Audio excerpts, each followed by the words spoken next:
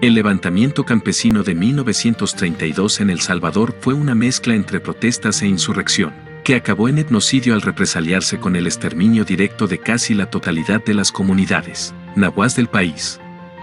El Salvador, sumido en una profunda crisis económica por la caída de los precios del café y la crisis de 1929, se enfrentó a una oleada de protestas y rebeliones contra el sistema desigual de tenencia de tierras, que se agudizaron con las reformas presidenciales que despojaban a los campesinos de sus tierras ejidales para darlas a los grandes terratenientes. Los campesinos e indígenas se levantaron contra el gobierno y atacaron instalaciones militares en el occidente del país. El resultado fue una respuesta militar del gobierno de Maximiliano Hernández Martínez, quien ordenó la ejecución de todo aquel que se alzase contra el régimen. Algunos autores estiman una cifra cercana a los 25.000 fallecidos.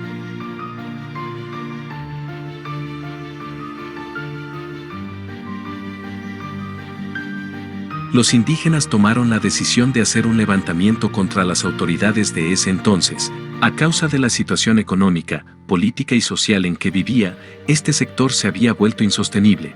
Los indígenas se opusieron al robo de sus tierras, además querían defender la dignidad de sus familias.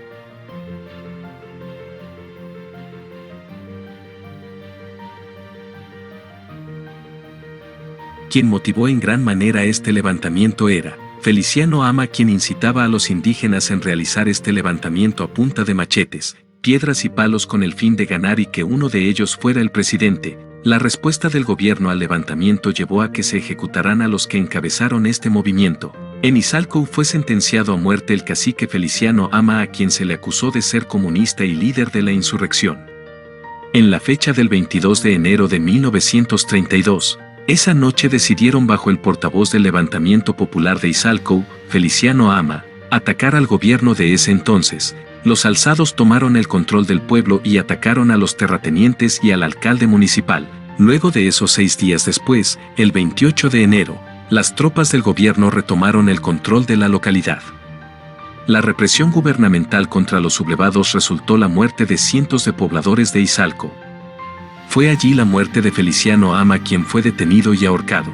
Todo esto con el fin de dejar en claro o dejar constancia de lo que le sucedería a todo aquel que se rebelara en contra de ellos.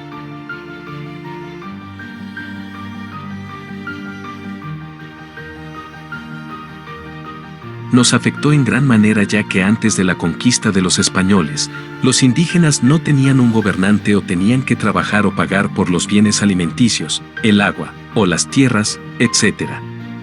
De igual manera se perdieron las culturas indígenas y su idioma nativo.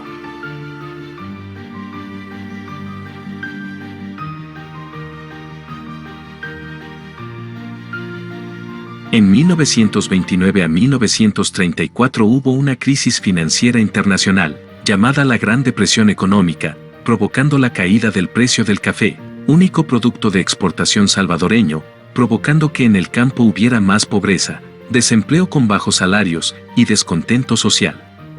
Antes de 1929 el indígena ganaba 50 centavos de colón diarios. Después de 1929 ganaban un sueldo bajo, que era 15 centavos de colón.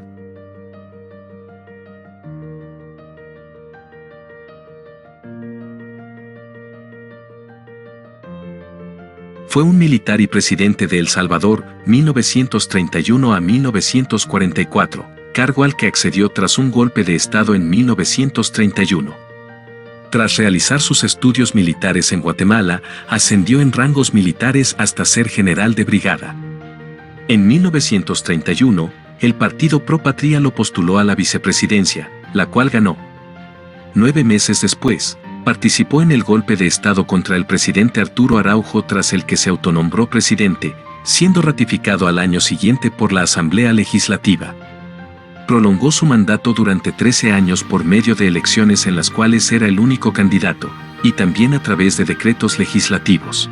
En su mandato, conocido coloquialmente como Martinato, destacaron la matanza de 25.000 indígenas, que se levantaron contra su gobierno en 1932.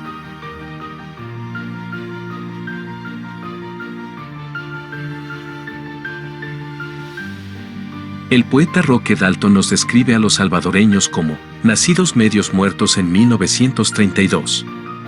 Nos describe de esta manera, porque los salvadoreños tuvieron que enfrentarse con el hecho de que la historia de la nación se había criado en sangre.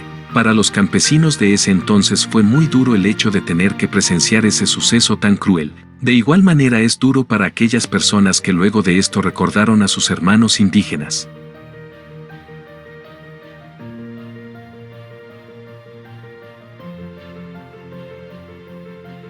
El historiador Eric Ching nos menciona un poco sobre los ataques que los indígenas realizaron, y cómo iban estos armados.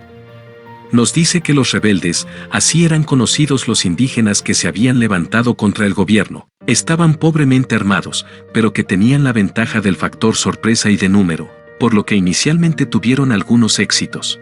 Según la versión de una persona llamada Roy M. Senaut, quien presenció uno de los actos, describe haber sido despertado a medianoche por fuertes golpes. Él vio aproximadamente 80 hombres atacando la oficina del telégrafo. También atacaron la estación policial, matando a un oficial e hiriendo a otro. De igual manera se lanzaron a la casa de un hombre quien describe ser el hombre más rico del pueblo. Esto lo hacían con el fin de poder terminar con las injusticias de los que estaban en lo más alto de la jerarquía. La negación indígena es un acontecimiento que ha tenido gran impacto en la vida cotidiana de hoy en día, y en la forma que nos comunicamos o vestimos. Por ejemplo, los indígenas tenían sus propias vestimentas, su forma de comunicarse o diferentes tipos de religión. Si nada de esto hubiera pasado, el pueblo indígena sería algo normal hoy en día, ya que al momento de escuchar el idioma nativo de los indígenas se nos hace raro, ya que no lo comprendemos y no estamos acostumbrados a escucharlo. El levantamiento campesino fue un hecho que marcó grandemente al pueblo indígena, siendo ellos los que presenciaron a sangre fría lo que la dictadura en su máxima expresión podía hacer.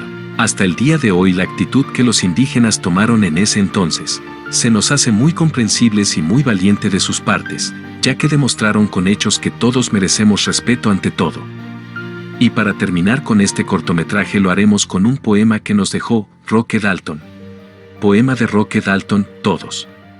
Todos nacimos medio muertos en 1932.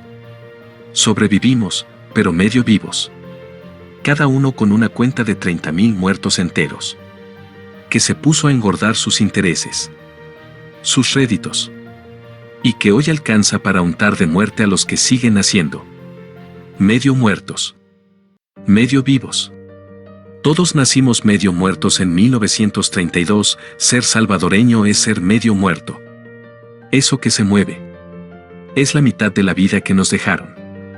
Y como todos somos medio muertos, los asesinos presumen no solamente de estar totalmente vivos, sino también de ser inmortales. Pero ellos también están medio muertos. Y solo vivos a medias. Unámonos medio muertos que somos la patria, para hijos suyos podernos llamar. En nombre de los asesinados. Unámonos contra los asesinos de todos. Contra los asesinos de los muertos y los medios muertos. Todos juntos. Tenemos más muerte que aquellos. Pero todos juntos. Tenemos más vida que ellos.